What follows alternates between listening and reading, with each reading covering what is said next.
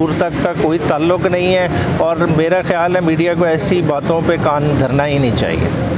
अच्छा बताइएगा कि ये जो इस वक्त सुनने में आ रहा है कि अब पीडीएम का नंबर लगने जा रहा है, मुख्तलिफ केसेस हैं, ओमनी ग्रुप का जो केस है वो ओपन हो चुका है, जरदारी साहब मुल्क से फ़रार हो चुके हैं, शहबाज शरीफ मुल्क से फ़रार हो चुके हैं, मरियम नवाज़ भी भागने को तैयार हैं, राना सनाउल्लाह के केसेस ओपन हो गए हैं, तो आपके नंबर के बाद अब इनका नंबर बाकायदा तौर पर शुरू होने जा रहा है। देखें, खान साहब की थ्रू आउट जद्दोजहद रही है करप्शन के ख़िलाफ़, हालांकि बंदे खुद जेल में मौजूद हैं, तो आज भी उनकी नैब अमेंडमेंट्स के ख़िलाफ़ केस की समाअत जारी है। 5 तारीख को दोबारा उसकी समाअत होगी और फैसला मुतवक्के है। देखिए, ये सियासी जमातें पॉलिटिकल विक्टिमाइजेशन की अगर रैट रेस में पड़ी रहेंगी तो ये चीज़ें चलती रहेंगी।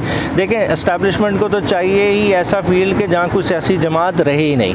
सब सियासी जमातों का करने वाला जो काम है, देखें केसेस बनते भी रहते हैं, आते भी रहते हैं, हुक्मरान अंदर बाहर भी होते रहते हैं। असल चीज़ है 90 दिन का इलेक्शन, तमाम पार्टीज़ बैठें और ये चीज़ इंश्योर करें कि 90 दिन के अंदर इलेक्शन हो। इलेक्शन आपके साफ शफाफ हो जाते हैं, जमहूरियत आपके मुल्क में बहाल हो जाती है। इंशाअल्लाह ताला आप देखेंगे कि पाकिस्तान एक बेहतर ट्रैक पे चढ़ेगा।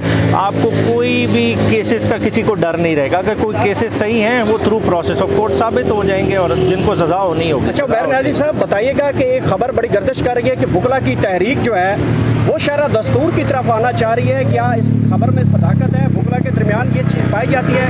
रूल ऑफ लॉ और 90 डेज़ के इलेक्शन के हवाले से कोई एजेंडा लेके आ रहे हैं पाकिस्तान भर के बुकला? देखिए, supreme court bar association already अपनी प्रेस रिलीज़ जारी कर चुकी है, वो 7 की तारीख दे चुकी है। इसी तरह पाकिस्तान बार काउंसिल 5 की तारीख दे रही हैं। तो एक देखें, ये शो तो इस चीज़ को कर रहा है कि वकला में इसका शदीद रद्द अमल है कि पाकिस्तान में क्यों 90 दिन में इलेक्शन नहीं हो रहे।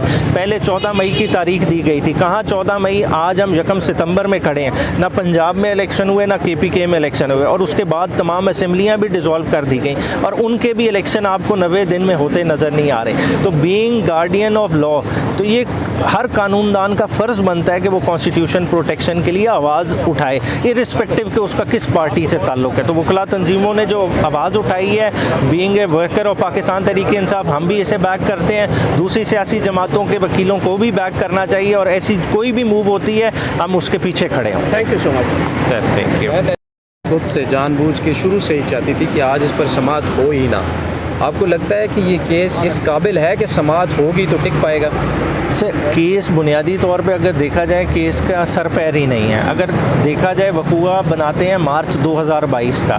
अगर मार्च 2022 के आप इस वकूए को देख लें, उसके बाद बहुत सारी चीज़ें हो चुकी हैं। एक है कि साइफ़र का नाम लेते हैं, साइफ़र का अभी तक जो FIR जिसने चॉक आउट की है उसे लगता है फ़ॉरेन ऑफिस की वर्किंग का ही नहीं पता कि साइफ़र है क्या।